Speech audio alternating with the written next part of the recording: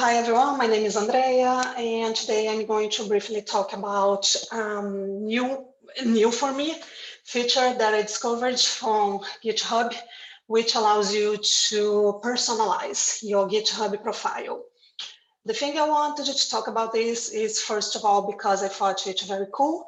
And I think that, GitHub is part of our personal brand, especially if you are an active user in GitHub.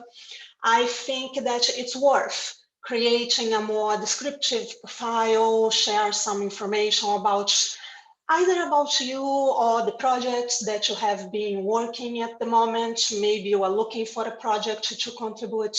Maybe you might be looking for people to contribute with you in some projects that you are thinking about.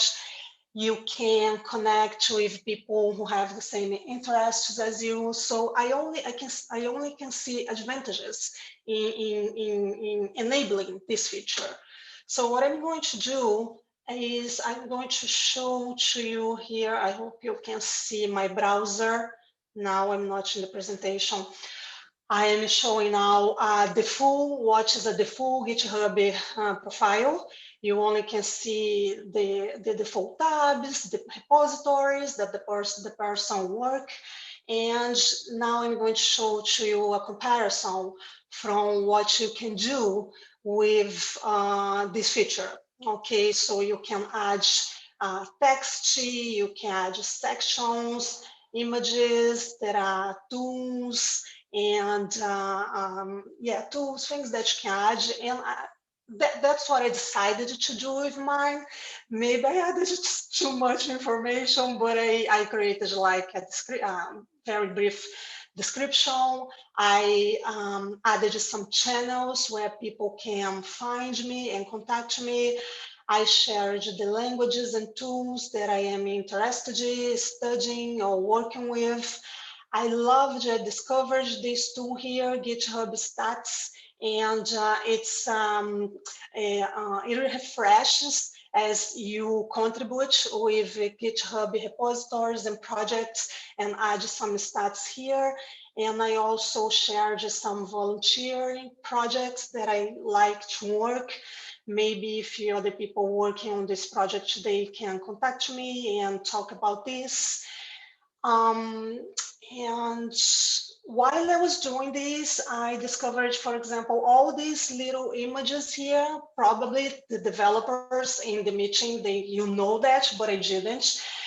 These are badges that you can create in a website called Shields.io, and I found them very nice and easy to use. For example, this Twitter here, it's just one URL that you generate in this Shields.io website, and you get this URL and put it here, and it shows how many followers you have, for example.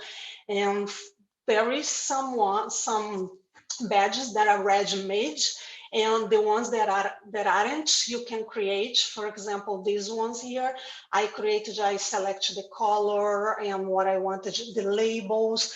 So I found all of these very nice, because the same way that you maintain your other profiles, LinkedIn, Twitter, blogs, why not make the most of this one here as well? Now, the way for you to enable this feature, it's very simple. You just have to create in your profile, just have to create one repository which matches your profile username. So what you are seeing now, it's a repository with the same name as my profile. So you create this repository, and you you create this README in your repository, and that's where you prepare, you create, you personalize your profile. One tip that I would give it to you, if you like this and if you want to give it a try, is to first think a little bit about what you want to share, the sections you want to create here, the things you want to add. As I told you, I'm using these badges, I'm using these GitHub stats, but maybe you don't want this, I created this section for volunteer. So before you do it, have a little thought, about the information you'd like to share. And then when you come here, you have a better idea about what you want to do with your README. So for me, this was a great learning because I learned 2 new things. I like my profile better now. People can see what I am interested in. They can contact me about that. And I'm going to share with you here in my presentation. I have the links for how to create it. There is this link for the official GitHub documentation. And yeah, before you start, have a thought about what you want to do. I learned these 2 things, Shields.io and GitHub Stats. And yeah, that's what we talked about this. And have a look here at the end at this article, because there are examples of other profiles that you might like, and you can get some inspiration and some ideas to work on yours. I think I'm on time, and that's all for me today. Thank you. Thank you, Andrea. Wow, that was dead on time, wasn't it? That was incredible. Was it? I think it was. I was looking at the chronometer, and I think it was 6 minutes. 6 minutes exactly. Yeah. Wow. Well done. Does anyone have any questions at all? Feel free to unmute or jump in. Yes. Do you have any profits after sharing this information on GitHub? For example, more followers on Twitter or any other profits? Sorry, I'm not sure understood. Can you say again? I'm not sure understood the question. Do you have any profits after sharing this information on GitHub? For example, more followers on Twitter or more readers? Not that I'm aware of, to be honest. If there is, I don't know. Okay, I did it, as I said, because I think that I like to share the things that I'm working at the moment, and I like to contribute with open source projects. So I think that maybe this makes it easier for me to connect with people with the same interest. But if there is something there for you, I don't know. I don't mean money, but more readers. Okay. Well, apart from money, I think that's worth. You can meet people, who can help with things that you are interested in, work with. You can learn more. I think that is my experience. Okay, thank you. If anyone else has a question, feel free to unmute or pop something in the chat. Jay, I had a small one. So I thought this was really useful and I definitely want to try it out. I know you've got your slide deck with all the instructions and things. Do you have this on like a blog anywhere? I mean, I can look at your GitHub. I wonder if you had kind of your approach documented anywhere, because that would probably help me to follow along. To be honest, I don't have it because I thought it's so simple. It's really just create a repository with the same name and work on the README. What I did when I discovered this a while ago, I think less than a month ago, I discovered this looking at an article. And then what I did, that's the tip I gave, before I started mine, I looked at other people's profile to see what they were doing. And then I started to play around with mine. But I can type here in the chat the one article that has a couple of examples, GitHub profiles that you can look, and you can even, you probably know that you can even edit their README and see how they did. I did this because some things I didn't know how to use it, so I tried with mine. Cool. No, that's really useful tips. Thank you. Yeah, no problem. It's really simple. Thank you both. I forgot to say at the beginning, and Alex, thank you for reminding me on the chat, that we do have a feedback form, which I have popped in the chat box. We've got a few first-time speakers today, and I know when I gave my talk, having that feedback is really important. And actually, it was like probably the best bit of giving a talk is seeing everybody's feedback.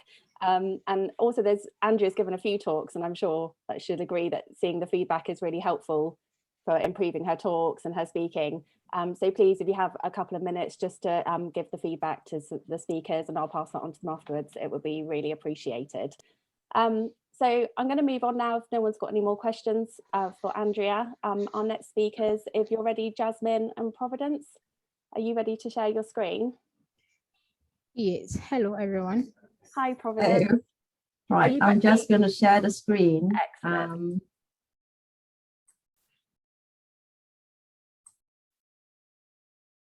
Okay. Can everyone see my screen? Yeah, good. Yeah. Good. So, good afternoon, everyone. I'm Jasmine, a product manager at Turntable. I'm here today to talk about my journey back into work and how I, along with a few other leads, are helping to develop and nurture young Ghanaian graduates early on in their career. So you might already know, Turntable is also the sponsor of various other community called the Expiring Women Speaker Group. And today we also have Providence, who recently graduated from our coding program, to come and talk to you about her experience working at Turntable. Now, this is our first public talk, which we had less than 24 hours to prepare for. So please be kind. Right, let's get my mouse here. So just a little bit about myself. First time out of my home country, away from the comfort of my family, I moved to the UK without much money or a job. My peers at that time did say I was crazy and, you know, silly to the point of stupid, but I went anyway, and I was fortunate enough to get a job in Sony as a graduate. Then move along to the year 2008, I moved away from Java web development into the television department to manage the delivery of Sony television, specifically to open up the European market for television that is capable of receiving satellite signal directly. Then come 2011, I took a career break that lasted just about 8 years, and November 2020, I then took the opportunity at Turntable as a returner to work with young Ghanaian graduates as a project lead. So who is Turntable? Turntable is an organization started by Sam Morehouse with the goal of making a difference in Ghana. We have the vision to develop a sustainable enterprise with quality focus and a global outlook. So it is a young organization started in 2019 with about 20 software engineers. And today in 2021, midway through, we have about 100 engineers and we are still growing. So what do we do and how do we do it? At Turntable, we seek out the best people in Ghana with the motivation to excel and who are driven, and employ them. We then provide them with intensive training for them to become excellent software engineers so they can compete in the global market for technology talent. We also provide continuous professional development to help them function and excel in the software consultancy arena. At Turntable, we believe in promoting diversity and inclusion and equal opportunity. As such, we do take the extra mile to seek out people in the disadvantaged group in Ghana, such as women and disabled people.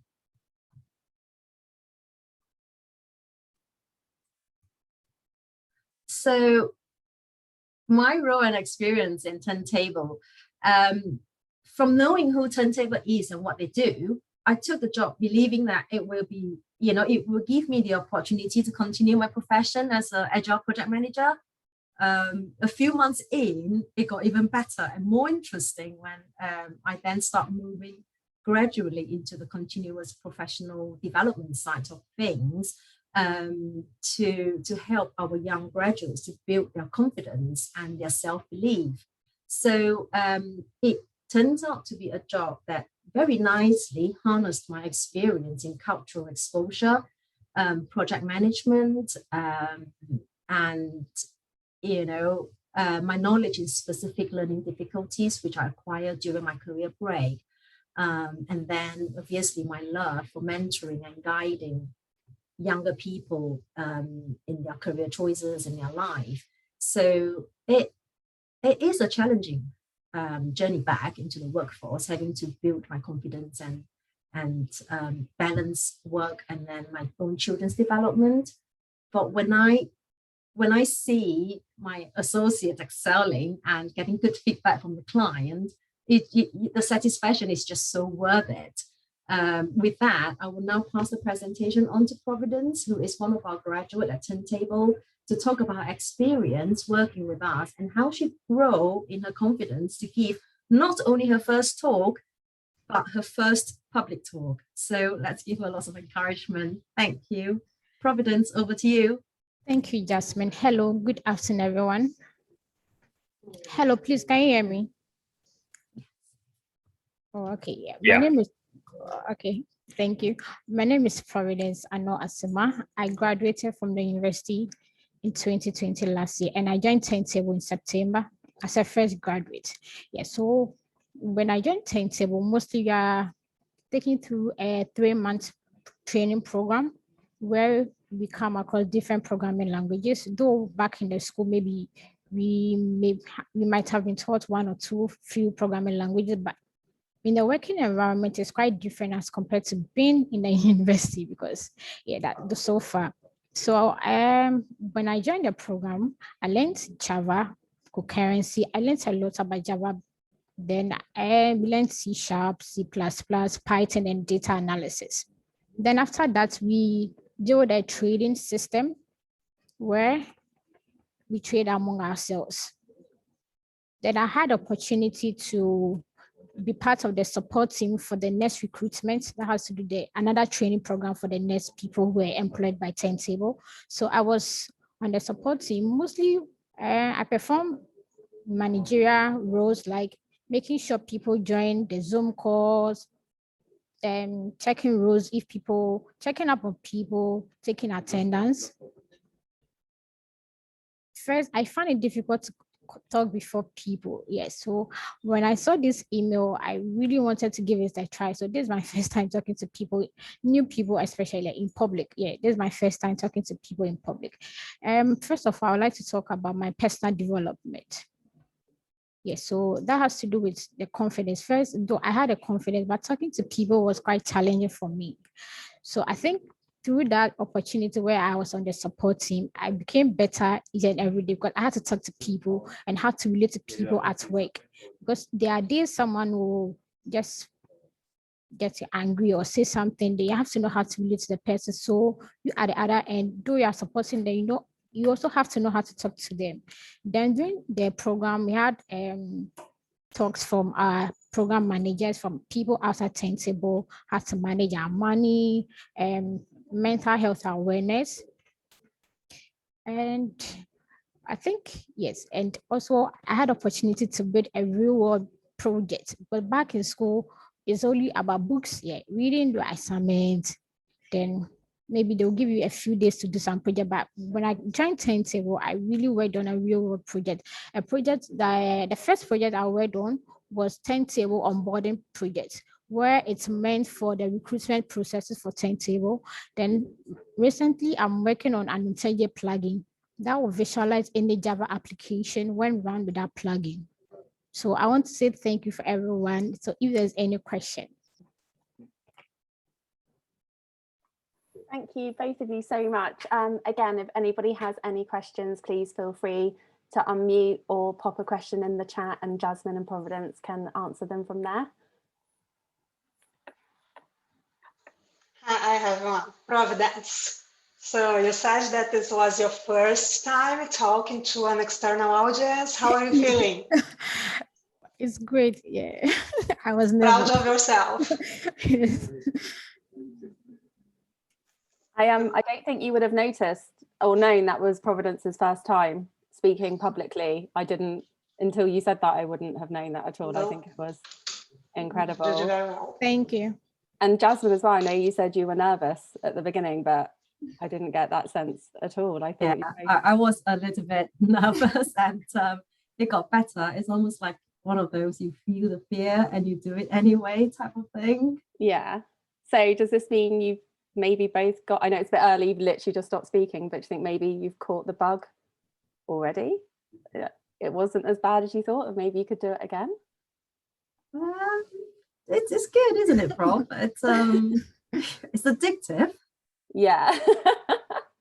A question about your talk. I was just wondering, like, what do you think, was there like a challenge that, one challenge that you thought was the biggest challenge that you faced in your role? Yeah. To either of you, that question. Okay, yes, I'll go first. Yeah, so I think I had a problem talking to people and even how to relate to people, especially when you find yourself in a tech field where you're surrounded by men.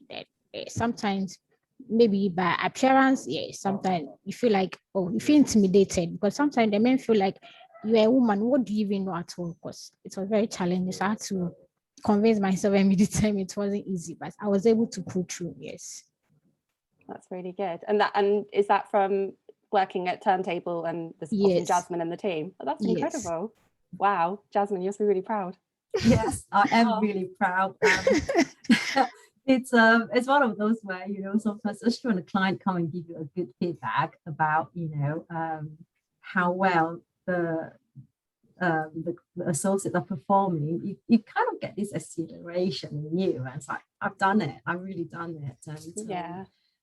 So for me, the most challenging part will probably be the fact that I don't get to see them physically. So right from the start, it has always been on Zoom. And, you know, sometimes once you have that physical contact, things get slightly better. So, yeah, and also to be the middleman between, you know, the Ghanaian culture, which is very similar to the Chinese culture in many ways, and the Western culture, and trying to bridge that two together to minimize as much gap as possible in terms of, you know, the differences in the cultural differences, and that could sometimes be a challenge, but luckily our clients has been quite understanding, so that's good. Sounds great. Thank you so much, both of you, for sharing that, and yeah, I look forward to the next talk. Right, okay, I'm going to move on quickly to our next speaker. So I believe it is, oh, my agenda's frozen, sorry, it's Alexander. Alexander, are you okay to share your screen? Yes, Great, I am. Okay, I'll leave you to get started. Right. Tell me when you can see it. Yeah, can see. All right. Yeah. Hello. This talk would be a little bit more technical, and I know I have spoken to Alex to ask if this is the right forum, because I didn't know how the name is Java related, and I was not aware of what kind of spectrum of talks you accept here.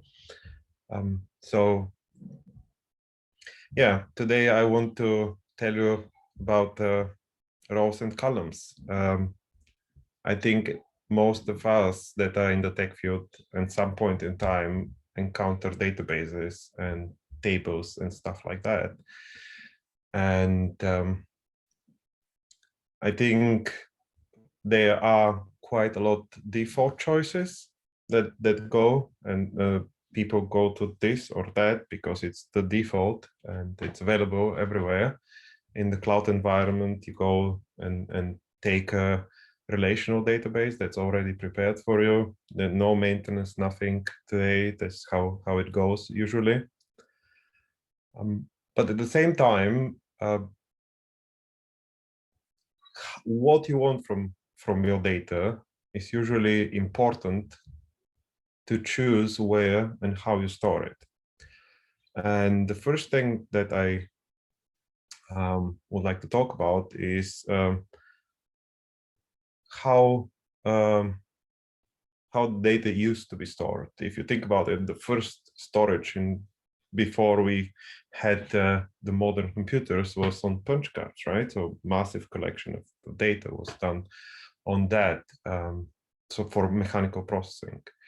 Later on, people were writing directly to disk or tapes or whatever, different storage types, and then we reached a point where data was stored in files, and we came to the point of the good, well, probably in the beginning we're not so familiar, not so similar to what we know today, but to some extent the file systems appeared, and people started understanding them. Storing files has been there for quite a while.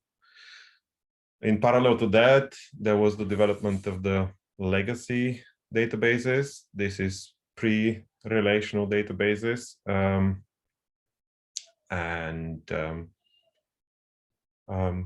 this leads to the this has been extensively used in the field until the prominent invention of the principles of the relational databases. And then from this point on, I think it was somewhere around 70s, but yeah, in the 80s, from 80s on, relational bases become kind of the main force and the main way of storing the data.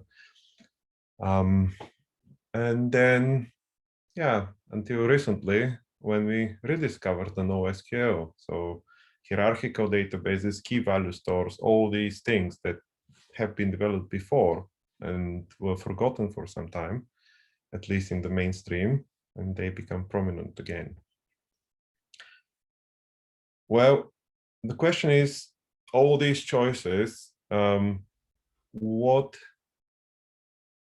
would you choose something different, right? Why would you choose to not use a Microsoft SQL Server or IBM DB2 or Oracle, so any of the big ones, or the open source ones with Postgre and MySQL? So fine, these are available, these are known. Why choose something else? Well, this is the next point is one of the prominent people in the field of databases is Michael Stonebaker. I hope that I didn't butcher his name. So he has been one of the developers that worked on the Ingress database. I don't know. I don't believe that it's not quite well known today. Probably if you are new in the field of software development or databases, you would never know probably this name. But you would probably know the Postgres database, which is Postgres, so it's coming after. This is again a child of Michael, and I think it's one of the most widely known and used databases that we know that's available today. But he didn't stop there.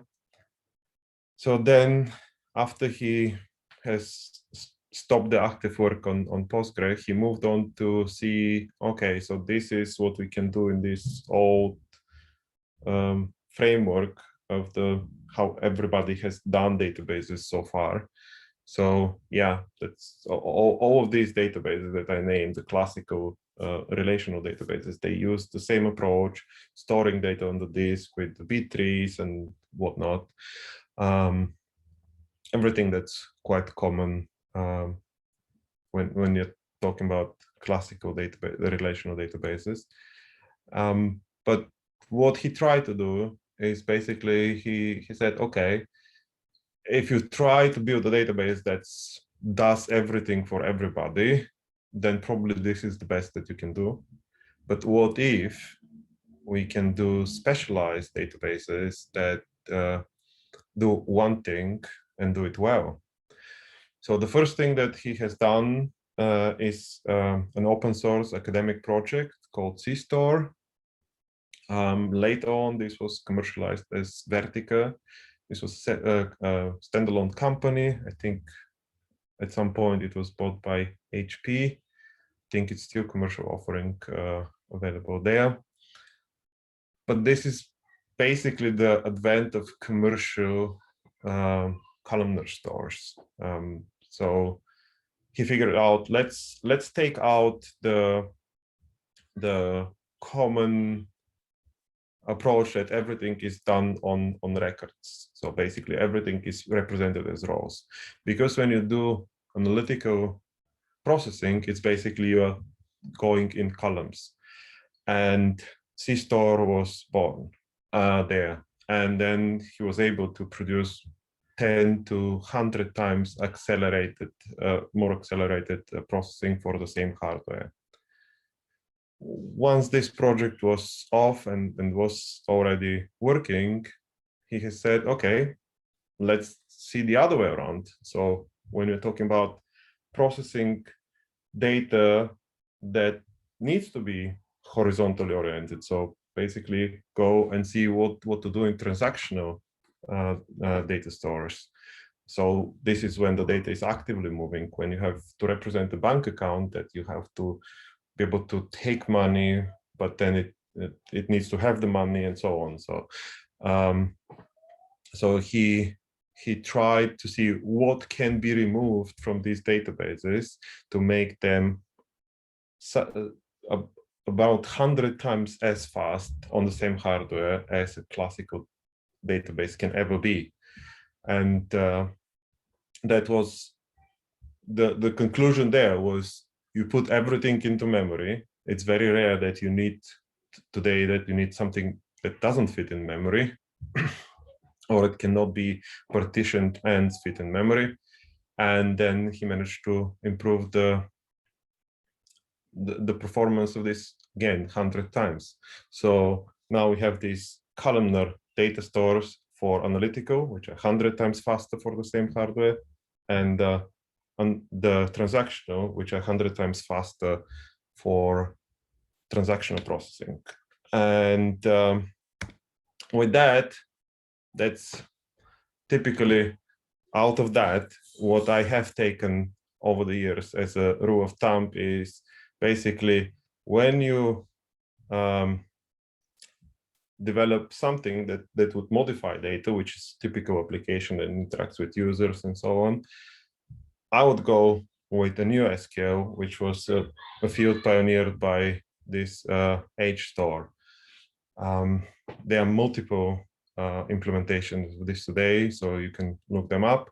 One thing that you might actually want to do when you're dealing with transactions is go to the old classical IBM 6. I don't know if I pronounced this properly.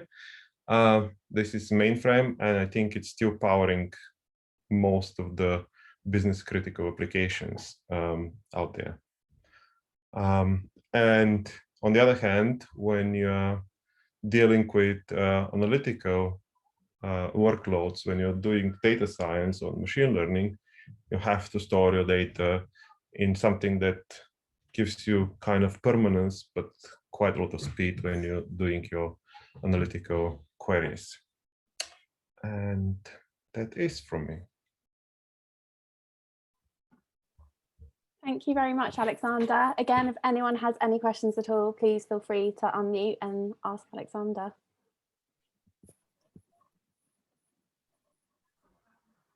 Alex? Yeah, go for it.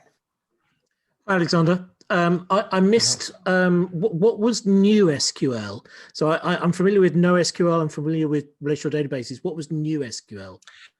So New SQL is a field of basically creating databases that have SQL query syntax, but doesn't go into the old representation of data. They usually put things in memory, let's say.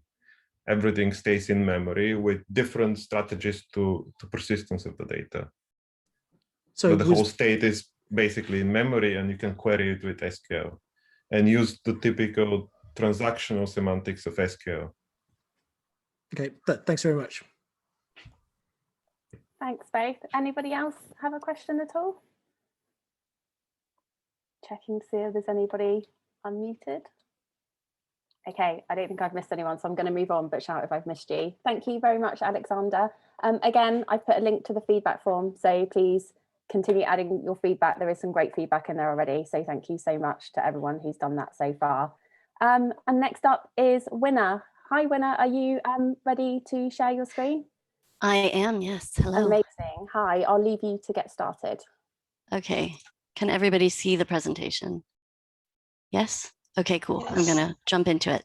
So I want to talk to you about doing things with ADHD, and specifically drafting, snoozing, alerting, alarming, and reminding. So hello, I'm Winna. I'm a mother. I have ADHD. I live in London. I'm American, but soon to also be British. I'm an engineering manager, and I'm a pretty okay human. Sorry. Sorry. Okay, so first a heads up, Anna, thank you. You are joining me on a journey to finally understand my ADHD. This journey is 30 years in the making when I first started showing signs, and it's been 15 years since a doctor first suggested that I look into it. Because of various things, I'm finally excited and energized to learn more about it and to really embrace who I am. So thank you for giving me another space to share. My family and my friends and coworkers have heard a lot recently, so I appreciate another forum. I agreed to this talk in true form rather compulsively yesterday. It gave me a tight deadline, which I like to work with. I'm not sure how it will go. It may run over. I think it will. If it does, I'm sorry. So what I'm finally learning about ADHD, it presents itself in many ways and it's diagnosed at many ages. I've talked to 55, 60-year-olds who are just now getting a diagnosis and their life is changing. But you also hear about 3- and 4-year-olds who are clearly exhibiting signs. The ADHD brain means that, in the scale, you're going to have stronger strengths, but also harder challenges compared to a neurotypical brain. It's something that I manage. It's not something I'm trying to fix. The likely causes, it's not confirmed, but are genetics, brain injuries, or risks during pregnancy. Unlikely causes are too much sugar, bad parenting, or too much TV. Generally, it's less detected in girls and women.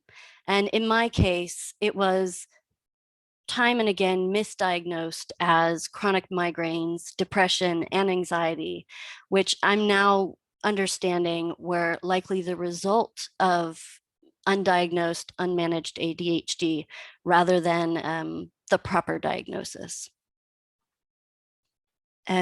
So in part of this journey, what I'm trying to do is be positive and embrace the bright spots of what it means. With my ADHD brain, I think that I find unique solutions to difficult problems. I can be hyper-focused. I can figure out patterns from chaos. I can think about and talk about many topics at the same time. I have strong empathy and can be pretty intuitive about things. I'm scrappy, I'm resourceful, I'm resilient. I see many sides, all the sides of a situation or an argument, and I'm constantly learning. But these bright spots do breed challenges for me.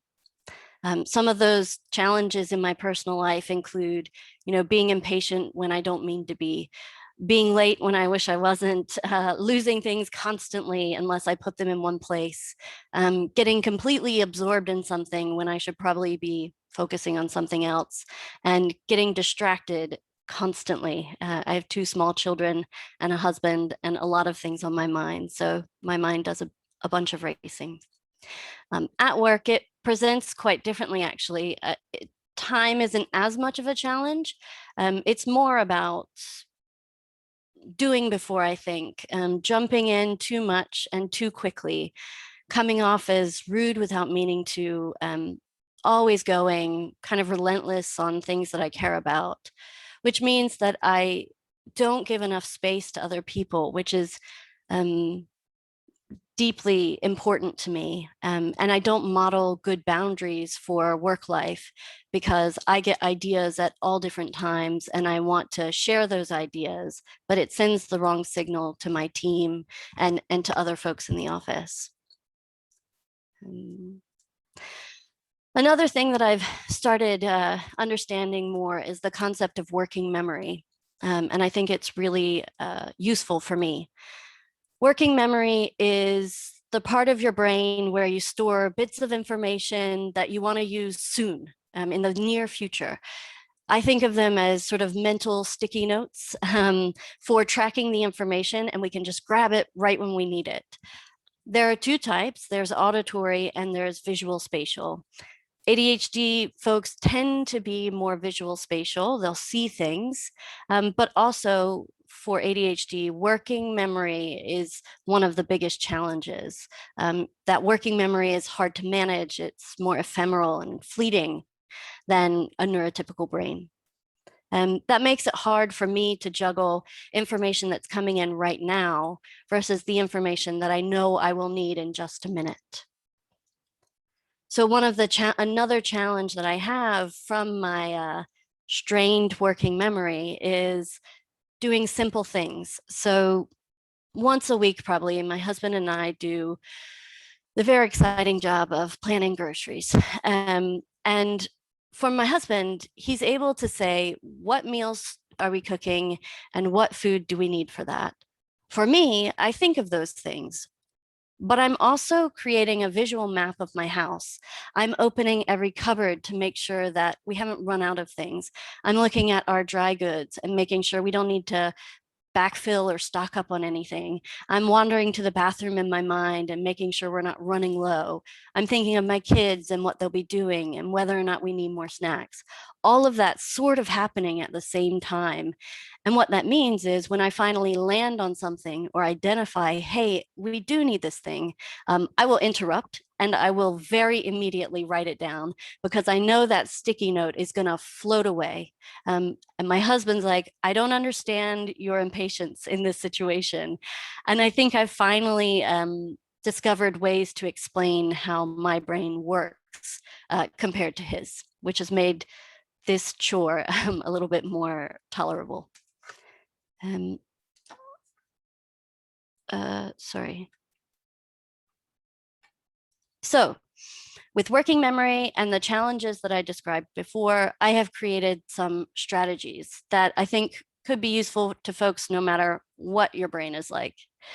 The first strategy is using drafts in email, Slack, and texts. So I write a draft because I have an idea and I have the time to write what that idea is, but it allows me to reflect before I send it. It makes sure that I feel comfortable with the message and how it comes across. Make sure I can verify that the tone is right a day after I've written it and I didn't, in the heat of the moment, write more than I wanted or gave off the wrong impression. And it lets me wait and send it at the best time to be noticed, but also so I'm not sending a signal that 2 a.m. is an appropriate time for a colleague to be replying to an email. But most importantly, maybe, is that it gives space to others to chime in before I reply. So if it's a thread and other people are on it, I don't want to jump in. I just have that impulse. So it allows me to take a pause and give others a chance. Email and Slack are really good at this. Slack has quite a slick interface for creating drafts and seeing them all in one place. Text is not so good, but I'll talk more about my qualms with text in a minute. Also, something that I think people don't use as much as they could that I have found very useful is snoozing emails and creating reminders in Slack.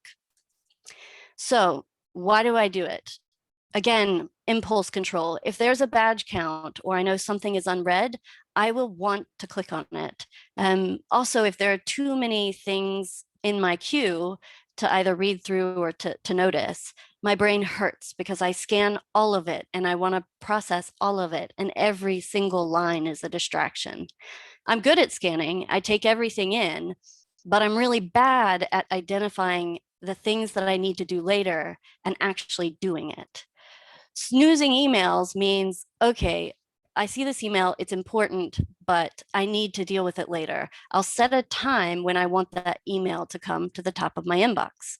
Then it's right there, it's front and center. I can take care of it when I know that I need to. Deadline driven. Reminders in Slack work the same way. I see the message, I right click, I set a reminder. It lets me add a note to the reminder so I remember why it was important. And then I can deal with it at the right time. So deal with later actually happens. Calendar events and event reminders are also very important to me and have been for a long time.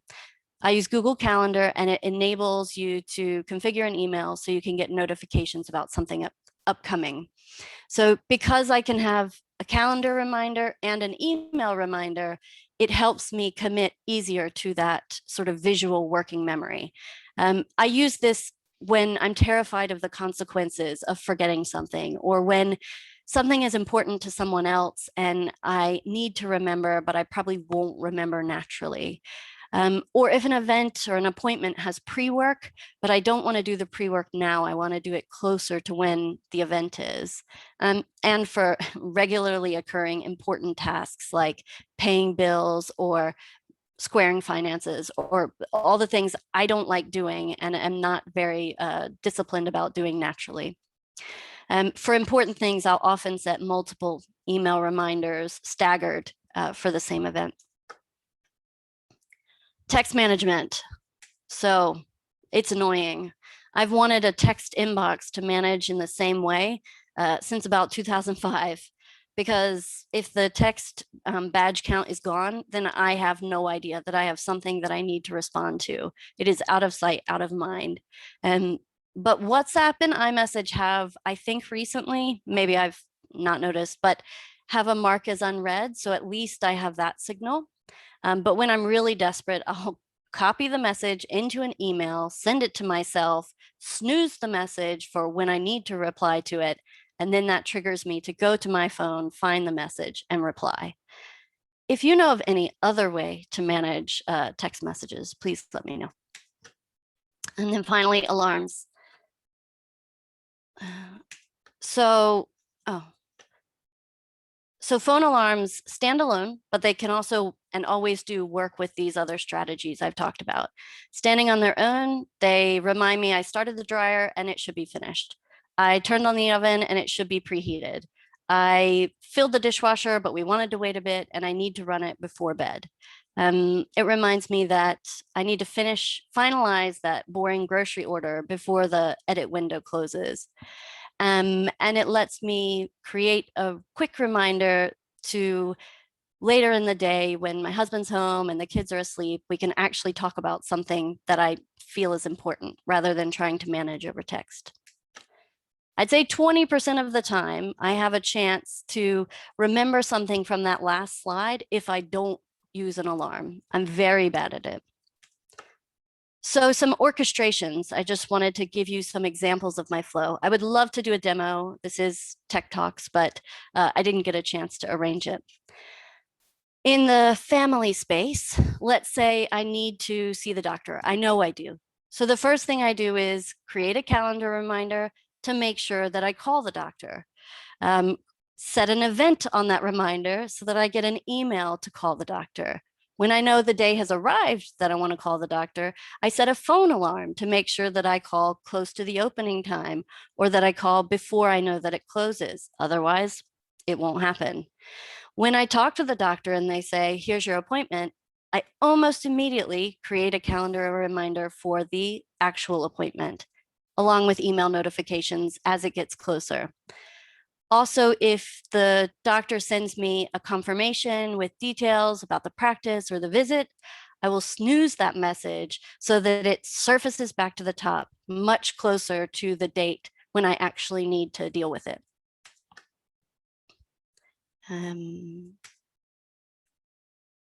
In a work sense, I see a Slack thread, I see an email, I make a connection between the two. I want to share this connection. in a meeting because it's sparked an idea, but the meeting is, I don't know, maybe next week.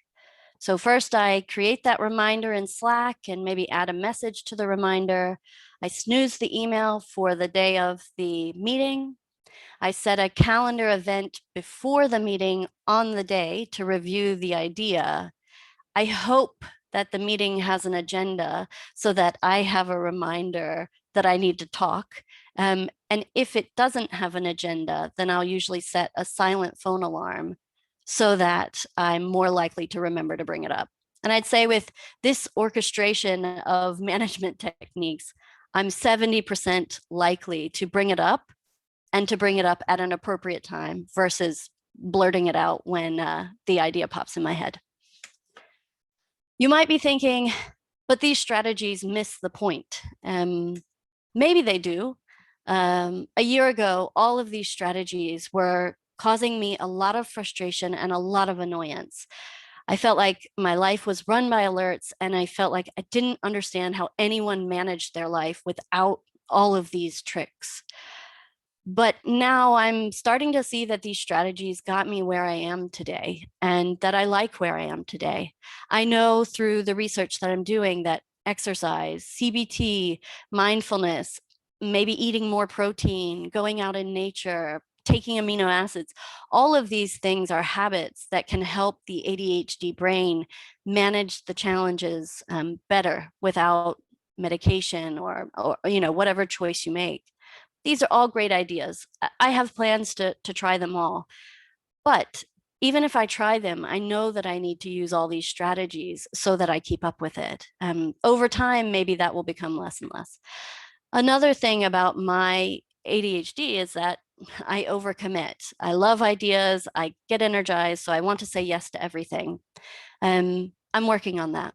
Also, I invent things to do that I think will be super important to other people and tell myself a story that if I don't do it, they'll be crushed or they'll be disappointed or, I won't please them, which is very important to me. I've tried to work on stop inventing those things and putting so much pressure on me to do so much. So maybe you have ADHD, maybe you don't, maybe you know someone who does or you suspect it. Hopefully this talk has made you think. ADHD is real. It's not an excuse for laziness. The ADHD brain is wonderful, but it's hard work. Many adults with ADHD that has gone undiagnosed have learned to mask using strategies like these.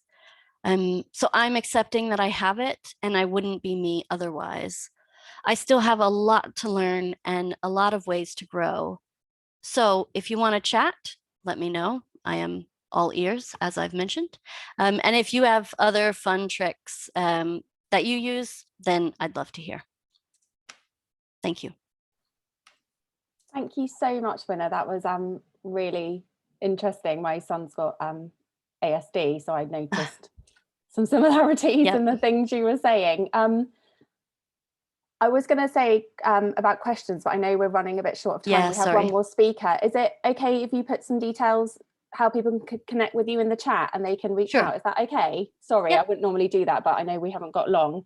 Oleg, I'll move on to you now quickly, if that's okay, and let you share the screen. Thank you. Thanks, Winner. That was great. I'll catch up with you afterwards, if that's okay. Yep.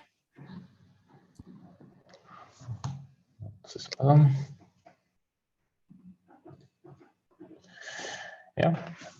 Can you hear me? Can you see my screen? Okay, cool. So hello, everyone. I'm Oleg, and today I want to talk about microservices, whether it's ready to use in production. So it's my readiness checklist. So it's very useful instrument to not forget any steps or things before releasing microservice. Of course, I'm not going to present you all the list, just part of it, and I think most important one. So let's start with the first one. Yeah, so self-contained. So I call it self-contained. So what does it mean for me? So it means that service should be independent on other services in terms of working.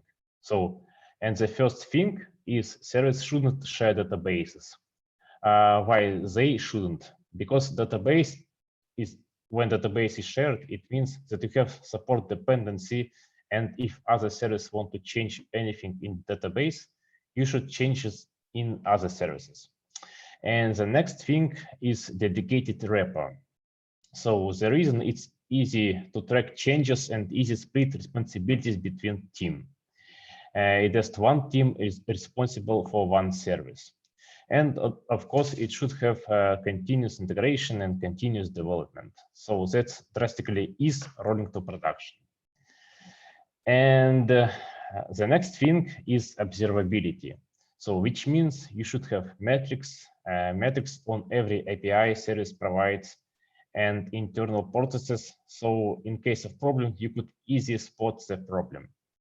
And of course, it should have a logging, and all logs should be placed in one place and read like in Kibana for all the services. So you could search them easily. And don't forget about alerts. It helps you notify about potential problems. And final thing is documentation. So don't forget to describe API or any shard object used in streams. If you have full documentation on API, other teams could easily understand how to use it. Otherwise, they will going to ask you how to use your API. And the other thing, business logic and architecture should also be described. So the newcomers could faster onboarded in the project and could be onboarded, and onboarding could be drastically decreased. And yeah, so these things are essential to check before you go to production with your microservice. And thank you for listening. If you have any questions, please ask me.